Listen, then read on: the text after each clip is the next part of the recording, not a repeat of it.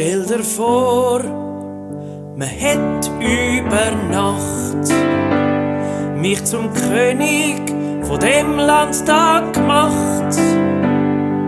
Ich könnte verfügen, was mir grad so gefällt, einfach so und ganz ohne Gewalt. Ich würde zuerst ein neues Gesetz erlassen, wo dann schwarz auf weiß drin würde stehen, das mühsame Typen und Doppeln per se das Tageslicht nicht mehr so schnell dürftet sehen. Ja, wenn ich der König vom Land wär, dann wird garantiert etwas geschehen. Ja, wenn ich der König vom Land wär, wirst du sehen, es gäbe kein Vollpfosten mehr. Jetzt wär's aber chli schwierig wie es geht.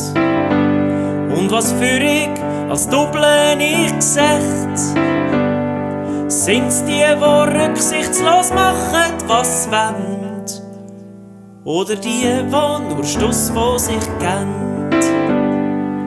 Sind's die mal eine Straftat haben gemacht, oder der einen anderen auslacht? Ist es, wer keine Manieren mehr kennt, oder wer wegen jedem sich flennt? Ja, wenn ich der König vom Land wär, es würd jedenfalls etwas geschehen. Ja, wenn ich der König vom Land wär, wirst du sehen, es gäbe kein Vollpfosten mehr.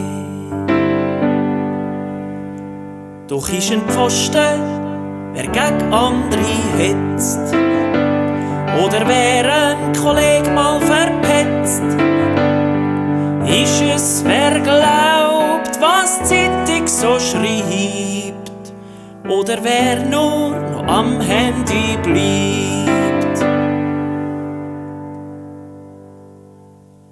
Aber angenommen, das trifft dich alles zu, und ich müsste die ins Gefängnis tun, dann gäbe es ja kaum mehr Leute in meinem Reich.